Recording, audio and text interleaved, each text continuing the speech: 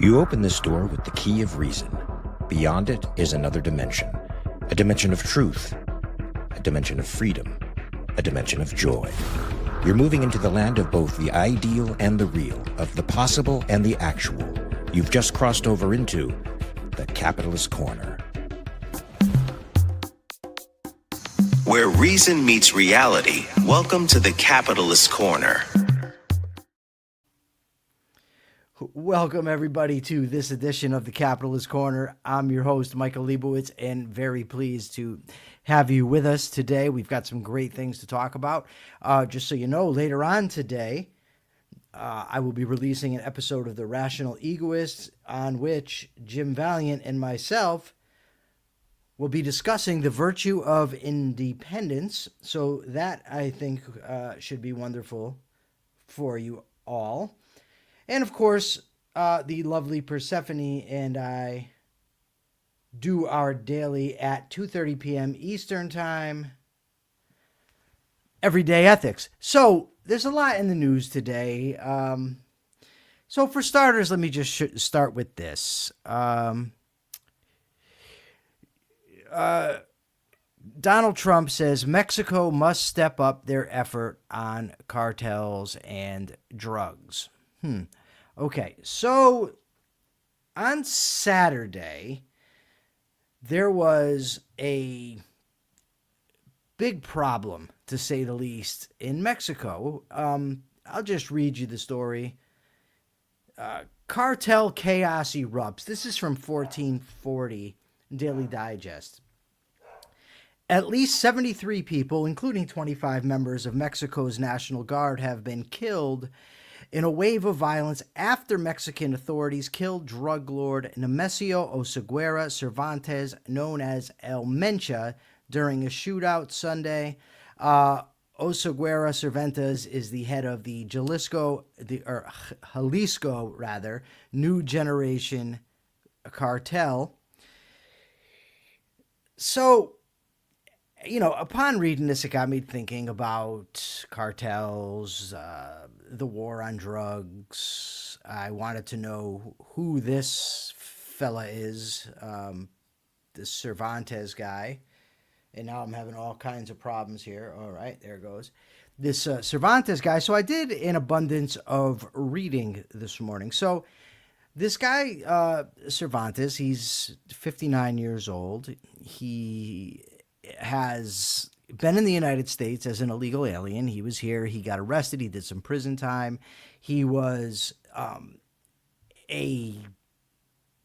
what's the word I'm looking for? Drug dealer. And he was sent back to Mexico.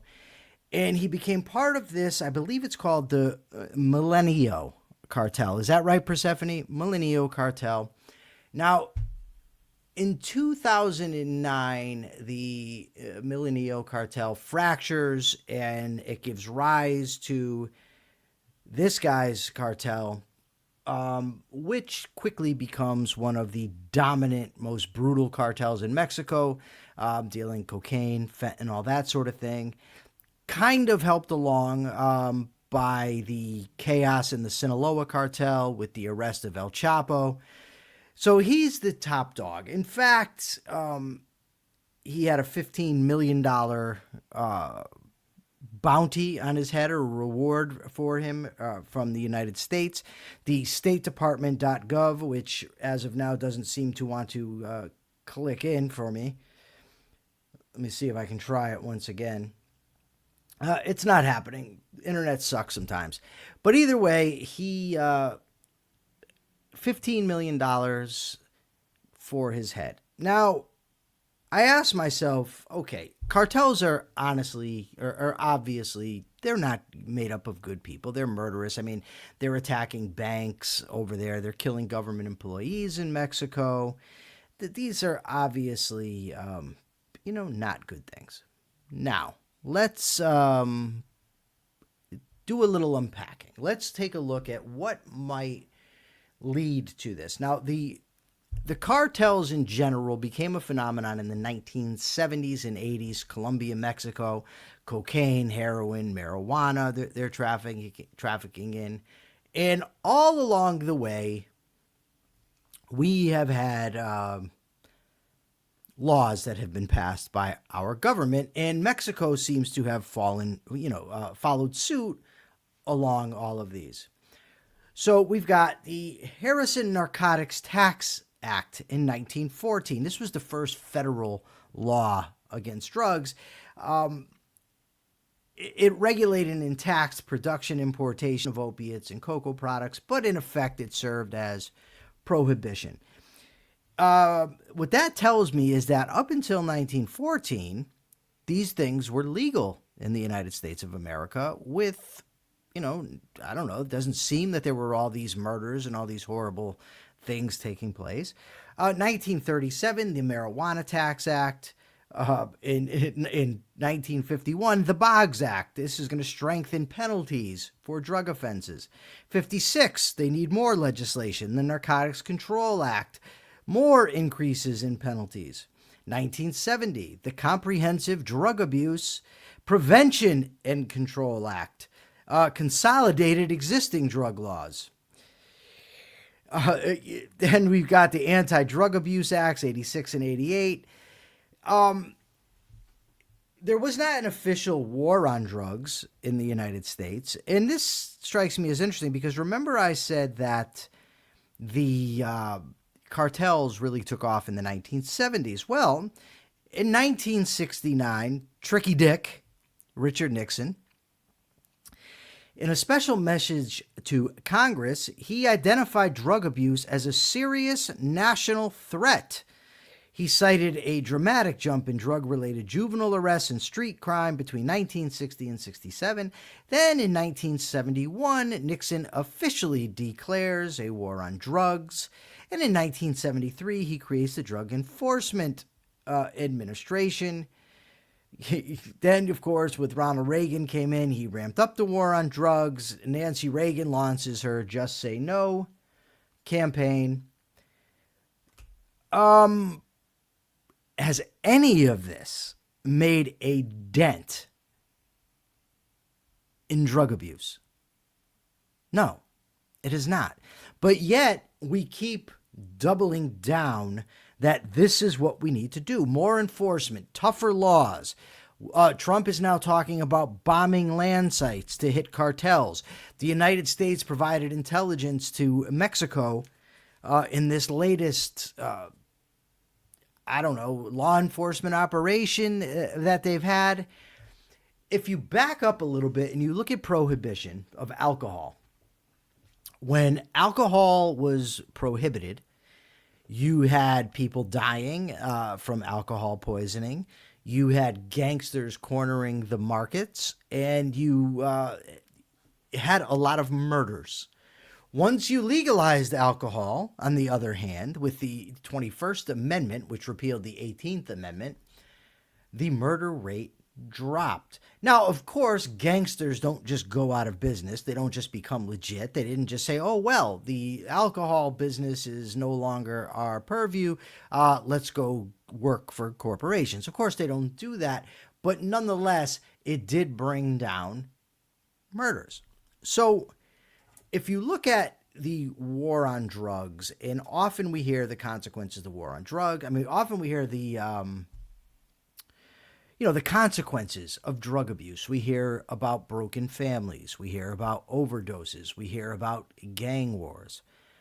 Nearly all of this can be attributed to the war on drugs. Let's I'm going to use a kind of cliche term here. Let's unpack this. Okay. So for the business owners in the audience, or even the homeowner, whatever it is, if somebody comes and violates your property, whether they rob you, whether they're stealing from you, vandalizing, whatever, if your property is legal, you have the option to call the police. You can say, look, I've just been robbed. Come get the guy. The police do it. If you are a drug dealer and you get muscled or you get robbed, you do not have that option. You cannot call the police. Why? Because the drugs are illegal. So you have a couple of things going on here. One, when things are made illegal, most people don't like to break the law, so they're not going to get involved in this. So you're going to attract bad actors. Also, the fact that it's illegal drives up the price because it strains supply significantly. There's a different type of competition of course, but not the type that takes place in a free market. So now you have the worst people involved pursuing extreme rates of profit, and they cannot call the police or any other law enforcement if they should get robbed, muscled, threatened, whatever. What do? They kill one another. They create gangs. They create their own protection agencies, much like the mob. I'll never forget when I first watched the movie Goodfellas, and Henry Hill is the supposed narrator. Of course, it's Ray Liotta, but he says what the feds could never understand, what the mafia does is they provide protection for guys who cannot go to the police. He says it's like a police department for wise guys. So that is what we are going to have in these. Greg Lewis, I take issue with that, and I'm going to tell you why in a few minutes. I wasn't even going to address that angle, but now you've forced it out of me.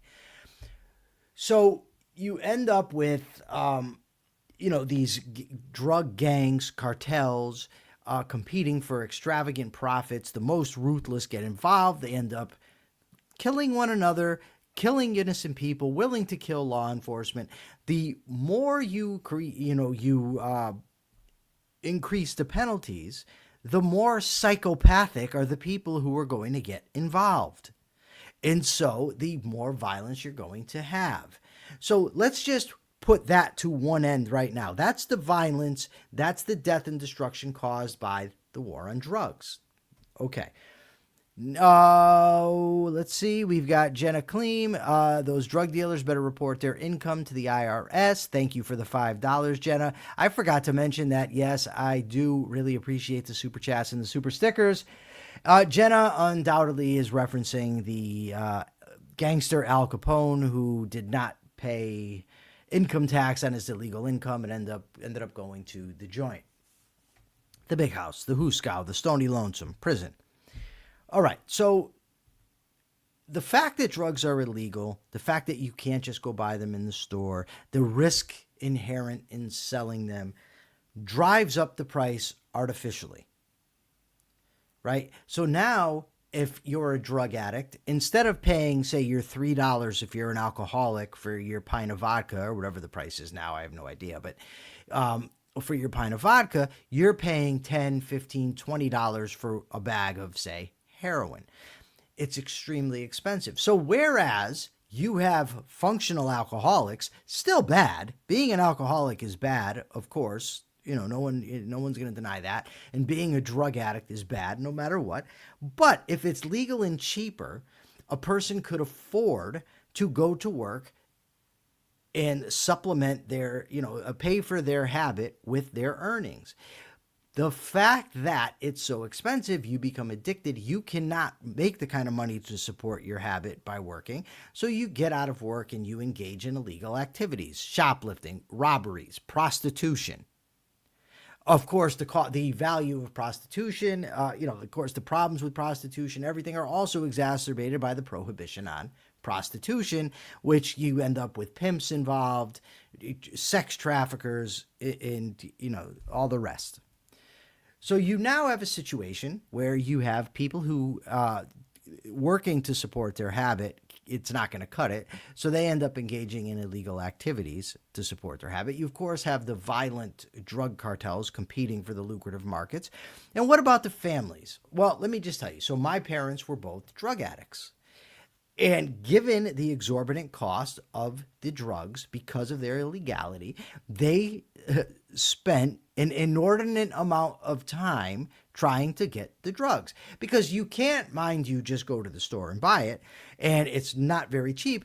So they're spending their days trying to come up with ways to buy the drugs. And then even once you get the money, it's not so simple as just going to your local CVS. You've got to go into the drug-infested neighborhoods, which, one, are dangerous. Two, the people you're looking for might not be out. They may be running from the cops, whatever. So you've got to be driving around. You're looking for a connection. All of this takes people away from their families. what about the overdoses that we constantly are hearing about? Overdoses, fentanyl, fentanyl. Okay. We don't have this problem, generally speaking, with liquor. We don't have it with sandwiches. We don't have it with hot dogs, cheeseburgers, Tylenol. Why? Because the stuff is legal. When you go to buy it, the ingredients are listed. The milligrams are listed. When I go buy a bag of dope from some guy on the corner, I have no clue what the potency is. I have no clue what it's cut with. I could be going to the same guy for a year, and he's selling a certain type. And so I think, okay, this is what I can do when I buy from this. But then he gets a different supplier. Now I take it and it's more than what I thought and I'm dead. Or maybe this guy's not available. He gets busted. I have to go somewhere else. This guy's cutting his heroin or coke or whatever with fentanyl, mixing it with other stuff. Maybe the general potency of the drug is higher, leads to more overdoses.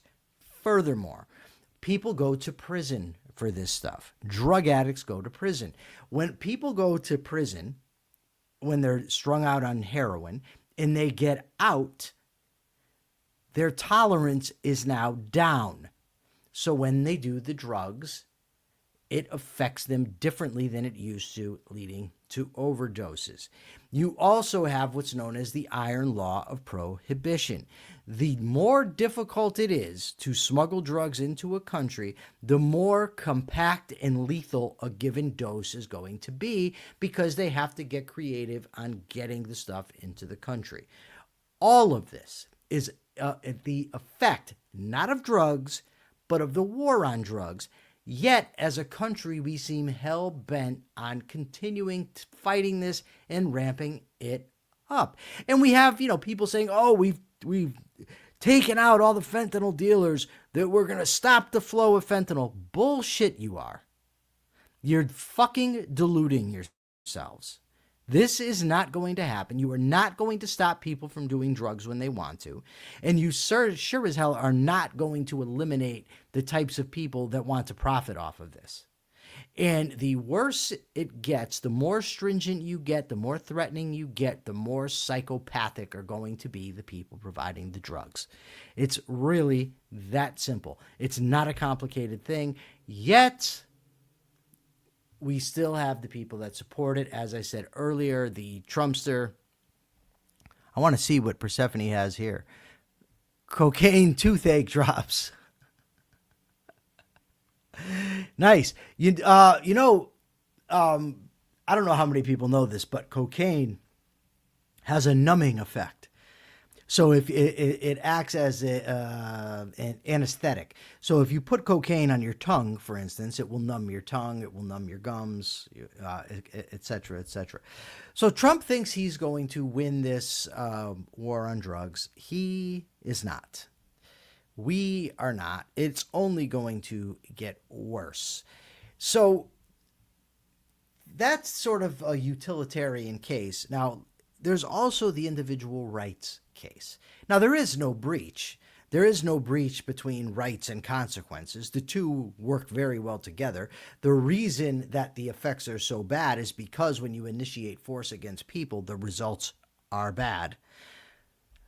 But who the hell is one person or a group of people, regardless of what they call themselves, who the hell are these people to tell others what they can and cannot put in their bodies?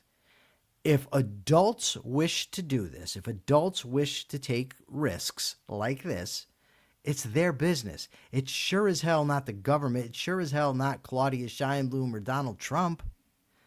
It's your business. It's your mind. It's your life. It's your happiness at stake. And you ought to be the one to choose what you think is going to bring you happiness. So I want to address something here. So Greg Lewis says this is anarchy writ large. And I saw a post this morning that said something similar from another guy. And what immediately occurred to me, now anybody that knows me knows I'm not an anarchist. I've had numerous debates with high-profile anarchists. I don't think it's a workable system. I think it would ultimately lead to disaster. But we've just gone through explaining how government policies have created this problem. To take a problem that's been created by the government and say it's an example of anarchy is just not true. Oh, look, we've got a commie in the chat. Noah, you know why he's in the chat? Because he posts dumb things on Twitter, and I pointed out that he posts dumb things. He's also the guy, by the way, who agreed to debate me numerous occasions, then found the reason to get out of it. Very inaccurate in his claims, but whatever. It doesn't really matter. So anyways, back to the point at issue. When it is government policy that is creating the problem of the war on drugs, it's very wrong to say it's an example of anarchy, which means no government. These are policies that have been implemented by the Mexican government and by the United States government. It is the government that went in there and is having these shootouts with cartels. This is not anarchy. This is government policy that has resulted in this. Even if you're referring, Greg, to the situation in Mexico as an example of anarchy, it's an enormous context drop. And the context drop is all the government policies that have led us to this point. So that's all I have to say. If there's any questions, of course, I will be happy to take them. I'm always happy to take questions. So if anybody's got any, feel free to ask. So the next thing I want to talk about, recently, of course, the Trumpsters' emergency tariffs were shot down as unconstitutional, but the Trumpster is looking to, what's the word I'm looking for, re-implement them. And so there's an article. Oh, look at this. $10, $9.99 from Booster Seat 11. Thank you very much, Booster Seat 11. Really, really appreciate it. So there's an article in Reason Magazine that says Trump's new tariffs are probably illegal too. So evidently, Trump is now relying on, Section 122 of the Trade Act of 1974, which the White House claims empowers the president to address certain fundamental international payment problems through surcharges and other special import restrictions. The law, however, doesn't say that. The law allows presidents to impose tariffs of up to 15% for 150 days to deal with large and serious United States balance of payment deficits. So it's common to conflate balance of payment deficits with trade deficits. The two are not the same, however. So according to the article here, and I can vouch for it because I've spent a considerable amount of my morning looking this stuff up, a balance of payment deficit is an archaic problem that existed before the introduction of floating exchange rates for foreign currencies. Changes made to the international monetary system in the 1970s, changes Milton Friedman advocated, it's worth noting, eliminated the circumstances that could lead to a balance of payment deficit. So what ends up happening is the balance of payments is ultimately zero. Anybody here can look this up. The balance of payments is ultimately zero. Why? Because the dollars that go out of the country ultimately have to make their way back into the country, either through buying our exports or investing in the country. So the total balance of payments amounts to zero. The trade deficit is a temporary thing that's taking place. They call it current accounts. So it means that currently in fiscal year, whatever, you've had a surplus of imports above exports. That's a trade deficit, not the balance of payments deficit. The law specifically authorizes Trump, or the president, Thank you, Greg Lewis, for your $1.99 super sticker. Really appreciate it. So the law that they're citing allows the president to rectify balance of payments problems. There is no balance of payments problem. Hence, Trump legally cannot use this law. I actually read the law today, and the interpretation from Reason Magazine is spot on. The Reason Magazine's explanation of balance of payments, spot on, except for I don't know how much the balance of payments was affected by floating exchange rates. I'm not up to that, a lot. I do know that Henry Hazlitt, in his book Economics in One Lesson, said that ultimately the trade deficits come out to zero because of the phenomenon. And I believe he wrote Economics in One Lesson prior to the floating exchange rates taking place. Persephone, please find out for me when Economics in One Lesson was published. I'd be curious to know if that was beforehand. Also, it only gives the president the power for 150 days. This isn't a never-ending grant of power, even if he could do it. So, I guess the question is why? Like, Trump is a man obsessed, it seems, with tariffs.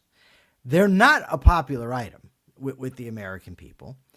No matter how much the MAGA folks lie about who pays tariffs, they're paid by the importing company, the company that is in the United States, and ultimately drives up prices of tariffed products so that the Americans are paying more for things. It is a type of cronyism in that it does reward some American companies, but at the expense of everybody else. So why is the published in 1946 float? Yeah, okay. So in Economics in One Lesson, Henry Hazlitt had already said that the balance of payments amounts to zero. So I have to think that perhaps Reason is wrong about that aspect of it. But nonetheless, so Trump really wants to get this done. So federal courts rule against him, presses forward. Supreme Court rules against him. He insinuates that the court is under foreign influence, and now he wants to try something else that's illegal. So the Trump people keep lying about what tariffs are, what they do, lying about the benefits that we'll get from tariffs, or maybe they're just wrong and believe they'll get these benefits, and are willing to keep testing constitutional limits in order to get them passed. Yet, we will still have people out there who will, what's the word I'm looking for here?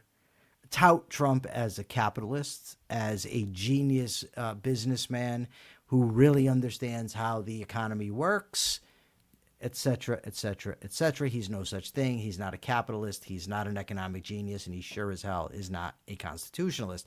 So as Jim says, back to court we will go. Of course, Jim is correct. My hunch is that Trump will be ruled against again. That'll probably be in a year or so from now. Who knows how many people are going to be harmed by these idiotic tariffs between now and then. But, hey, he was elected, and he still has his defenders, even among people that I would expect to be on my side. So be it.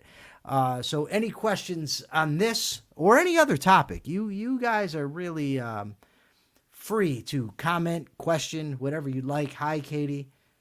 Katie is saying hello. There was another, speaking of Trump, there was another story in here that concerned Trump in the investigation done by Jack Smith. Let me just see if I can find it here. Did I send this only to Persephone and not to myself? Yeah, perhaps. Yes, I did. Oh, no. I'm looking only at the stuff I sent to Persephone, which is why, and I did not send this. So, whatever. Sue me. I don't have anything, so you probably wouldn't get anything.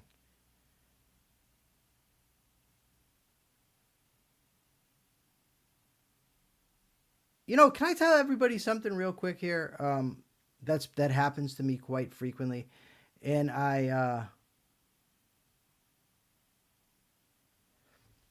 what's the word I'm looking for here? I commented on this earlier today. So frequently, let me just tell you about objectivism a little bit.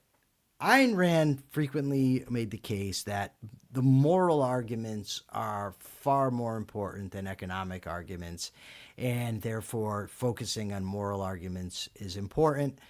Um, I don't really have an issue with that. I don't disagree with it. She never, of course, said that economic arguments are irrelevant. Nevertheless, I frequently come across objectivists who will say things to me that, I shouldn't make this type of argument. These type of arguments are not effective.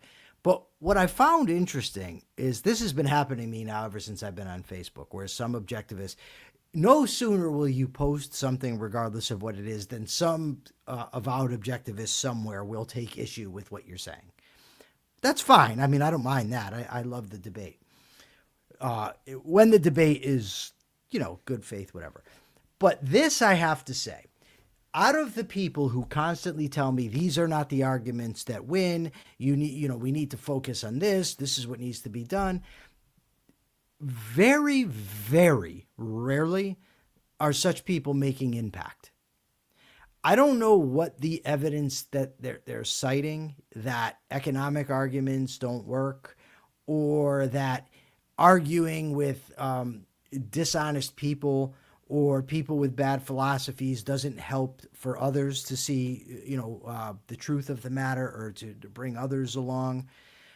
There's never any proof of this. There's just the assertion that this doesn't work. You ought not to be doing this. I've been told that I should not reason by analogy in the way that I do.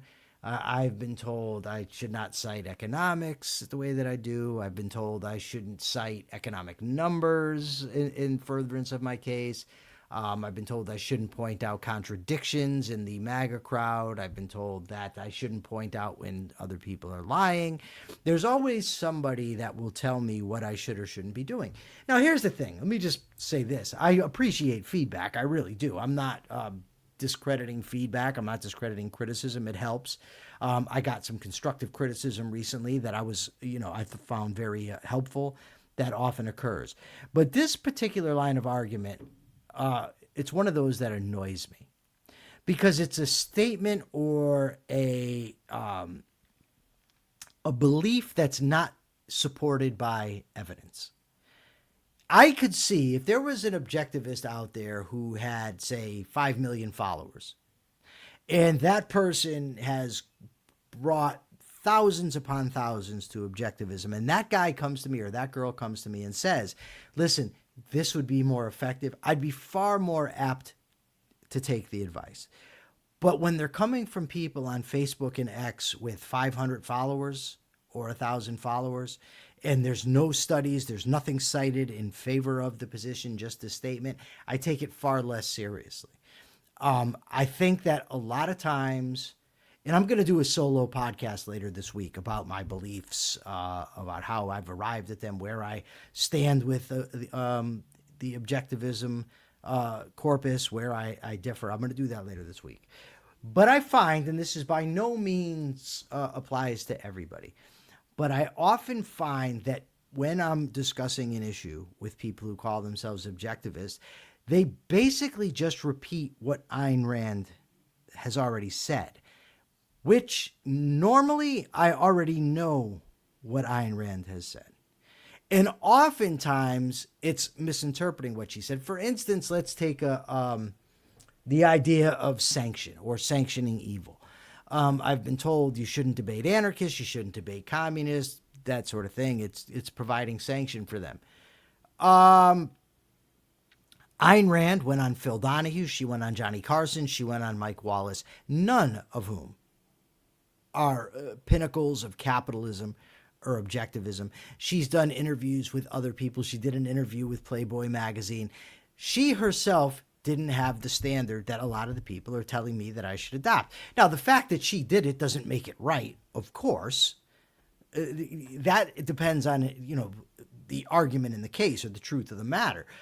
But I find it odd that people will say you shouldn't do these things that Ayn Rand did. Like the idea that you shouldn't debate anarchists. Ayn Rand used to debate anarchists in her apartment.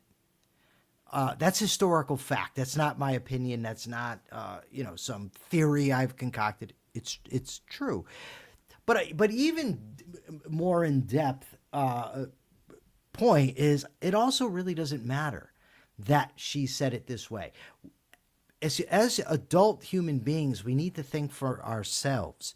Of course, Ayn Rand, I agree probably with 90% of what she's written in her philosophy work. She's had a more profound on my thinking than any human being that's ever lived. Not God, not wanting to be a God, not wanting to start a religion. She didn't even really want people to call themselves objectivists. I can think for myself, right? That doesn't mean I don't appreciate feedback. I don't appreciate criticism and questions. Of course I do. But if I'm going to advise somebody on something, it ought to be in something I've already done or I'm already good at or that I understand. Just saying you need to make moral arguments because I know where that comes from. That's not an argument in and of itself. What is the evidence for it? I'm inclined to think that moral arguments are more important because I think that people are ultimately driven by morality. I think to say that economic arguments are irrelevant or pointing out the contradictions in an opponent's position is not relevant because we need to start with fundamentals, silly. I just think it's not true. It's wrong. Anyways, that's what just came to my mind. Welcome your comments. Race Jacobson says, you would think a movement of the mind would appreciate experimentation and persuasion. Yes. Greg Lewis says, aren't economic arguments ultimately moral arguments when it's boiled down to the role it plays in an individual life? I think it can be if you want to make the argument that way. But I don't think necessarily that if you were arguing about the effects, for instance, of minimum wage laws on employment, or the effect of the money supply on prices, or when you're talking about how the business cycle is ultimately caused by government policy, I don't think that that type of stuff is are moral arguments. So, anyways, of course, you're welcome to comment and question. I'd be happy to answer any of them. A judge permanently blocks the release of Jack Smith's report on Trump classified documents case. Now, I think you're talking about not Jonah Norberg, but Johan Norberg. I've been trying to get that guy on my show for a very long time. He always tells me, yeah, but then he's busy. But he's very, very good. And it's also very, very true that she recommended von Mises. She also recommended Capitalism, the Creator. She may even have recommended Henry Hazlitt, who, by the way, was her friend, as was Ludwig von Mises. So now where the hell was I? Oh, Jack Smith. So remember the case that Jack Smith was the special prosecutor investigating Trump because Trump had these documents. Evidently, there's a report supposed to come out, and it's been blocked by this Eileen Cannon. She's the judge. She's also the same judge that dismissed the case to begin with. She's saying that she's blocking the release of this report because she's saying that given that the case was dismissed, given that his appointment was, she's saying his appointment was illegal, that our Swisher has a comment, but that they're not going to release these. They've given multiple examples, including the case of Joe Biden, where Joe Biden wasn't ultimately charged, but they released that report. There's been other reports that they released as well. I'm not, what's the word I'm looking for here? Up to date enough on the law and the Constitution as relates to special prosecutor to comment really on it. But I am much better for, I'm much more in favor of transparency than not transparency. And it seems to me there's something that they're trying to hide if they don't want this to come out. So, take that for what it is.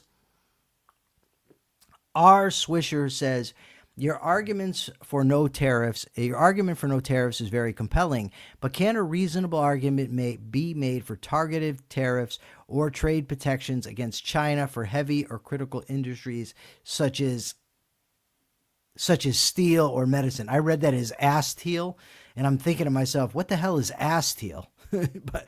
but as steel. Yeah, of course, there can be arguments that are reasonable. Smart people can disagree and make reasonable arguments. So if you're arguing for national security purposes, that sort of thing, of course you can make a reasonable argument. The problem is if somebody wants to make a reasonable argument for tariffs, we should at least agree on what tariffs are. Right? They're a tax on importers. They don't tax foreign countries. They tax the companies in America that are bringing them in.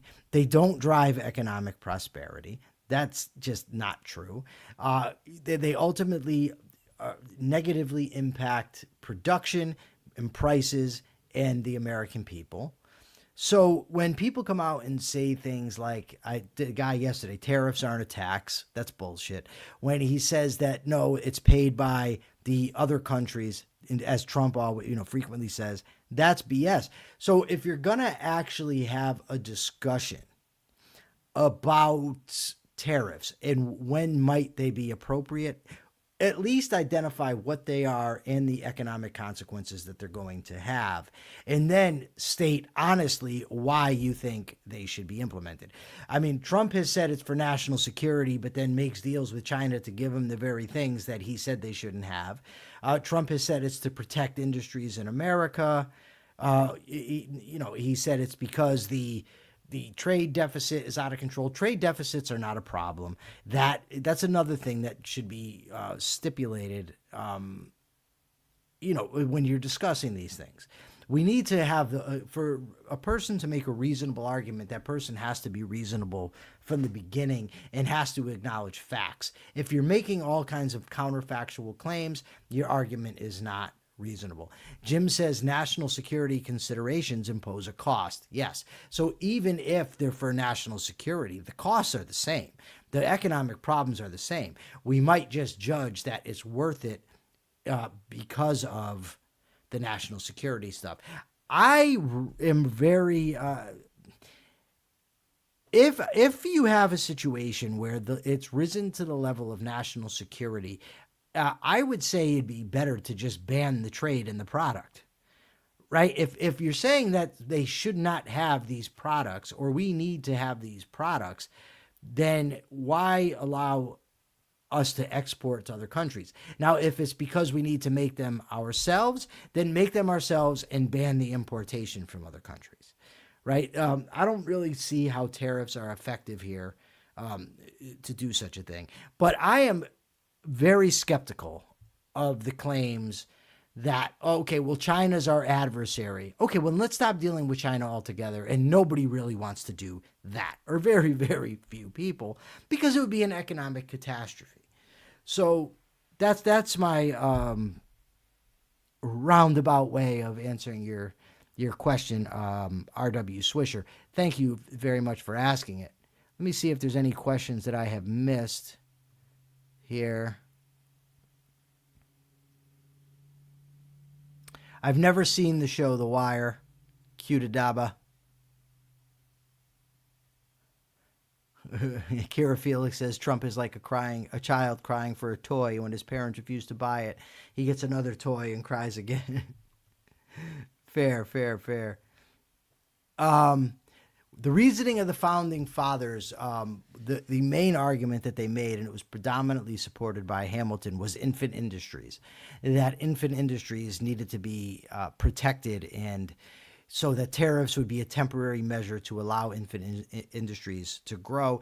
And tariffs also largely funded the government, so we didn't have, income tax, and every state has income tax and sales tax. So the tariffs were basically it.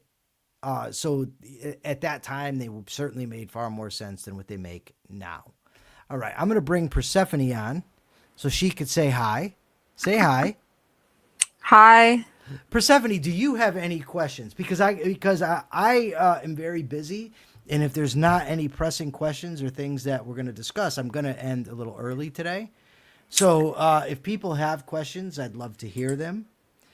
But I do have a big interview to prepare for with Jim. So if nobody has any more questions, if there's nothing, you don't have any questions, Persephone, after all the material that I sent you. Okay, that's good. Um, you know, I appreciate you reading all the stuff that I sent this morning, Persephone. I sent Persephone so much stuff, and she gets through it, and it's very, very appreciated. Thank you so much, Persephone. Oh, that's what we had to discuss.